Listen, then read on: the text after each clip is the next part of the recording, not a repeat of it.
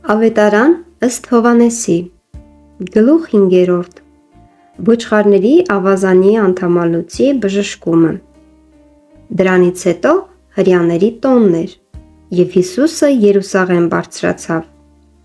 Երուսաղեմում ոչխարած դռան մոտ մի ավազան կա, որ եբրայերեն Բեթեսդա է կոչվում, որը 5 սրահ ունի։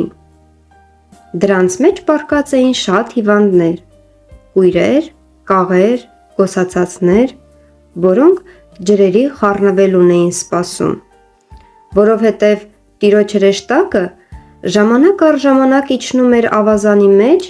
և ջրերը խառնում։ Ջրերի խառնվելուց հետո,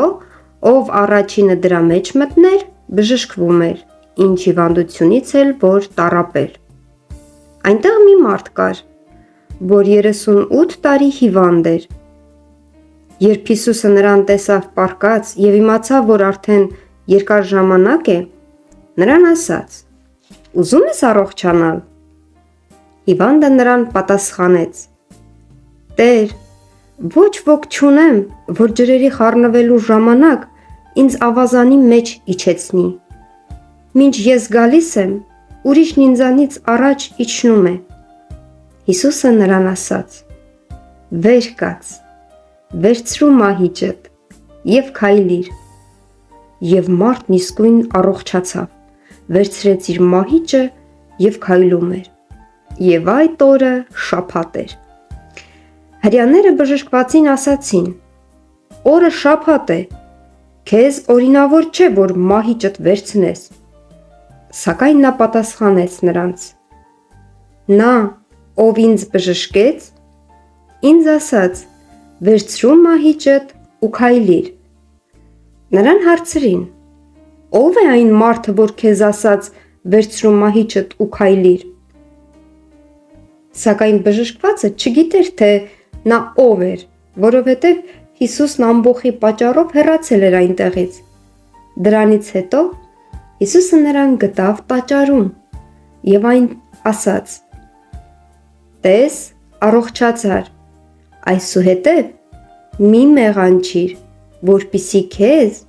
էլ ավելի չար բան չպատահի»։ Մարդը գնաց ու հրեաներին պատմեց, որ իրեն բժշկողը Հիսուսն էր։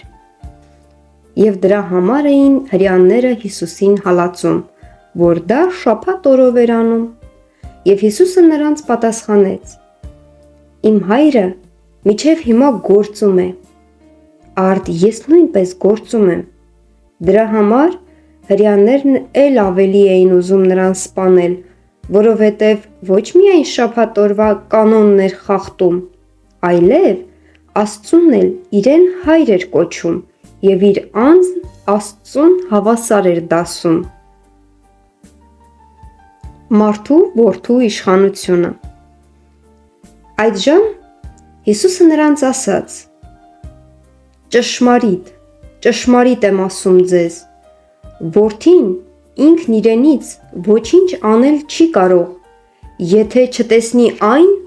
ինչ Հայրն է անում, որովհետև ինչ որ նա անում է, որդին էլ նույնը գործում, որովհետև Հայրը սիրում է որդուն և ցույց է տալիս նրան այն ամենը, ինչ ինքն անում է, և նրան էլ ավելի մեծ գործեր է ցույց տալու, որ դուք պիտի զարմանաք, որովհետև ինչպես Հայրն է մեռելներին հարություն տալիս և կենդանացնում, այնպես էլ որդին, ում կամենում է, կենդանացնում է։ Հայրը ոչ ոքի չի դատում, այլ դատելու ողջ իշխանությունը որդուն է տվել, որպեսզի բոլորը որդուն պատվեն, ինչպես որ հորն են պատվում։ Ով որդուն չի պատվում, չի պատվում նաև հորը, որ ուղարկել է նրան։ Ճշմարիտ, ճշմարիտ եմ ասում ձեզ, ով լսում է իմ խոսքը և հավատում է ինձ ուղարկողին, հավիտենական կյանք ունի և չի դատապարտվի, այլ մահից դեպի կյանք է անցել։ Ճշմարիտ, ճշմարիտ եմ ասում ձեզ, որ ժամանակը կգա,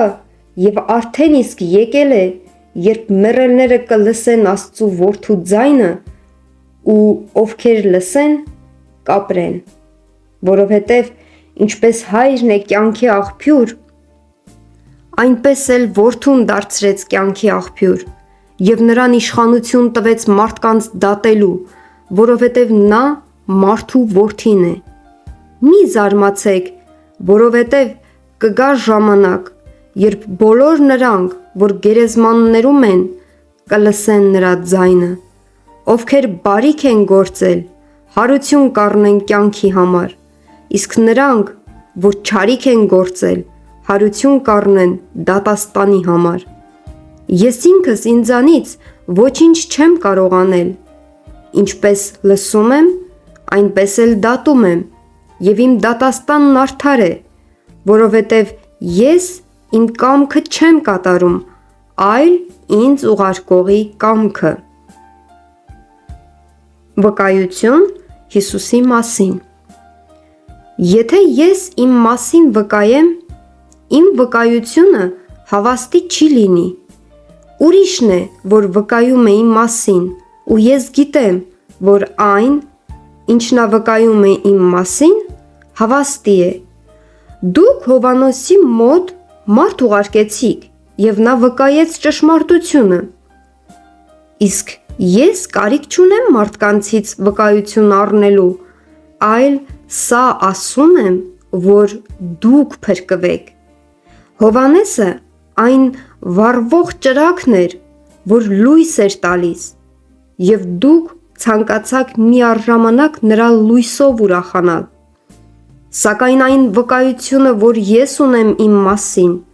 ավելի մեծ է, քան Հովանեսինը, որովհետև այն գործերը, որ հայրն է ինձ տվել իրագործելու, այդ նույն գործերը վկայում են իմ մասին, որ հայրն է ինձ ուղարկել։ Եվ հայրը, որ ինձ ուղարկեց, ինքն է իմ մասին վկայել, սակայն դուք ոչ նրա ձայնը երբևէ լսեցիք, ոչ նրա կերպարանքը տեսաք, ոչ էլ նրա խոսքն ունեք ձեր մեջ, որովհետև նրան, ում որ նա ուղարկեց, դուք չեք հավատում։ Դուք քննում եք Սուրբ Գիրքը, կարծելով, թե դրա մեջ եք գտնելու հավիտենական կյանքը, սակայն դա էլ վկայում է իմ մասին, բայց դուք չեք կամենում ինձ մոտ գալ, որպեսզի կյանք ունենաք։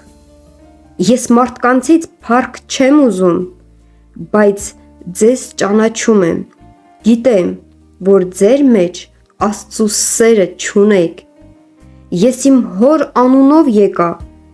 եւ ինձ չեք ընդունում։ Եթե ուրիշ մեկը գա իր անունով, նրան կընդունեք։ Դուք ինչպես կարող եք հավատալ, երբ իրարից փառք եք ընդունում, եւ այն փառքը, որ միայն Աստծուց է, չեք փնտրում։ Մի կարծեք, թե ես հոր առաջ ձեզ պիտի ամբաստանեմ։ Ձեզ ամբաստանող կա, եւ դա Մովսեսն է, որի վրա դուք հույս եք դրել, որովհետև եթե դուք Մովսեսին հավատայիք, ինձ էլ կհավատայիք, քանի որ նա իմ մասին է գրել, բայց եթե նրա գրածներին չեք հավատում, իմ խոսքերին ինչպես պիտի հավատաք։